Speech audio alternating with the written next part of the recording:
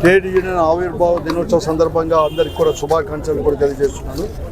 YSR Congress party పేరులోనే అంటే yes అంటేనే శ్రామికానందం. శ్రామికులకు అత్యధిక ప్రాధాన్యత, వారి యొక్క బాగోగుల కోసం కూడా పోరాడడానికి సిద్ధంగా ఉందని చెప్పేసి పేరులోనే ఎస్ అని పదం, శ్రామిక అని పదాన్ని చేర్చి చెప్పగానే చెప్పింది కూడా జగన్మోహన్ రెడ్డి నాయకత్వంలో వైఎస్ఆర్ కాంగ్రెస్ పార్టీ కూడా. ఆవిర్భావం నుంచి కూడా అనేక పోరాటాలు కూడా చేసింది. అటు ప్రతిపక్ష పార్టీగా ఉన్నా, ఈ రాష్ట్రంలో అధికారంలో ఉన్నా, శ్రామికుల యొక్క అభివృద్ధి కోసం, శ్రామికుల యొక్క బాగోగుల కోసం, వారి యొక్క సమస్యలకు పరిష్కరించాలని చెప్పి చిత్తశుద్ధితో పోరాటాలు చేసింది. అలాగే అధికారంలో అవకాశం వచ్చినప్పుడు కూడా అనేకమైన విప్లవాత్మకమైన నిర్ణయాలు కూడా తీసుకొని ఈరోజు కూడా వైఎస్ఆర్ కాంగ్రెస్ పార్టీ కూడా వచ్చేసింది. ముఖ్యంగా అధికారంలో లేనప్పుడు, ప్రతిపక్ష పార్టీగా ఉన్నప్పుడు 2014 నుంచి 2019 వరకు కూడా కార్మికులకు అండగా, ముఖ్యంగా అన్ని ఉద్యోగస్తులకు కూడా అండగా కూడా నిలబడింది. అధికారంలోకి వచ్చిన తర్వాత మొట్టమొదట్లోనే ఎవరు ఎక్కడ విధంగా అంగన్వాడీ ఆశా వర్కర్లకి దాదాపుగా 3,000 నుంచి 10,000 రూపాయలు కూడా, అంటే 300% కూడా ఒకటే పారి పెంచిన వైనం అనేది ఈ రాష్ట్ర చరిత్రలోనే కాదు, దేశ చరిత్రలోనే ఏ రాష్ట్రం చేయని విధంగా కూడా శ్రామికులకు నిర్ణయం తీసుకొని శ్రామికులకు అండగా నిలబడడం.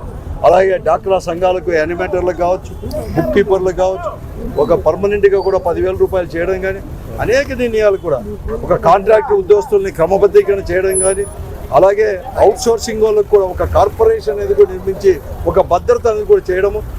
మరీ ముఖ్యంగా కార్మికులకు, అంటే వీళ్ళకంతా మున్సిపాలిటీ వర్కర్స్ వాళ్ళందరికీ కూడా ఒకే మారు 18,000 రూపాయలు నెల నెలలో కూడా ప్రభుత్వమే చెల్లించే విధంగా కూడా నిర్ణయాన్ని తీసుకొని జగన్మోహన్ రెడ్డి నాయకత్వంలో ప్రభుత్వం కూడా అనేకమైన నిర్ణయాలు కూడా తీసుకున్నాయి. అలాగే ఫ్యాక్టరీల్లో కూడా వారికి అనేది వాళ్ళ శ్రమను దోపిడీ చేస్తుంటే అటువంటి వారికి నిలబడి యాజమాన్యానికి కూడా గట్టిగా కూడా వారితో కూడా పోరాడి వారికి న్యాయం చేసిన చరిత్ర వైఎస్ఆర్ కాంగ్రెస్ పార్టీది జగన్మోహన్ రెడ్డి నాయకత్వంలో. కానీ ఈరోజు ఎక్కడ చూసినా కూడా శ్రామికులకు ఆ రోజు అనేకం కూడా హామీలు ఇచ్చి ఒక్క హామీని కూడా అమలుపరిచిన వైనం కూడా ఈరోజు కూడా ఈ కూటమి ప్రభుత్వంలో కూడా చూస్తున్నాం. ఏది ఏమైనా మన జిల్లాలో కూడా ఆవిర్భావం నుంచి ముఖ్యంగా హుసేన్ పీర్ కావచ్చు, లేకపోతే అప్పటి మొదటి అధ్యక్షుడు ఆదినారెడ్డి గారు ఈరోజు మన మధ్యలో కూడా లేడు. నిజం కూడా చాలా బాధాకరం. చిన్న వయసులోనే తను చనిపోవడం. హుసేన్ పీర్ వీళ్ళందరూ కూడా బలోపేతం, చాలామంది నాయకులు కూడా బలోపేతం కూడా చేశారు. ప్రస్తుతం ఇక్కడ జిల్లా అధ్యక్షులుగా ఒక పోరాట స్ఫూర్తి, పోరాటానికి బాగా ఉండే ఓబిరెడ్డి గారిని, అలాగే పట్టణ అధ్యక్షుడిగా కాజా గారిని కూడా నియమించారు.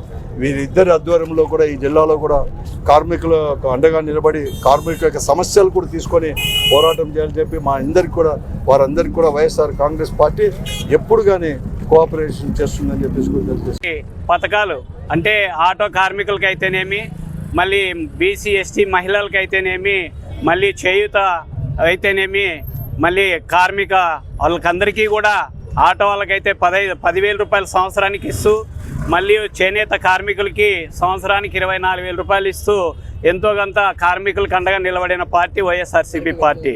మరి ఈరోజు అవన్నీ కూడా మనకి జగన్మోహన్ రెడ్డి వచ్చిన తర్వాత భారతదేశంలోనే ఏ నాయకుడు చేయని విధంగా మహాత్మా గాంధీ కలలు కన్న గ్రామ స్వరాజ్యాన్ని తీసుకొచ్చి మళ్ళీ సచివాలయాన్ని ఏర్పాటు చేసిన ఘనత వైఎస్ఆర్సీపీ పార్టీదని చెప్పి తెలియజేస్తున్నా.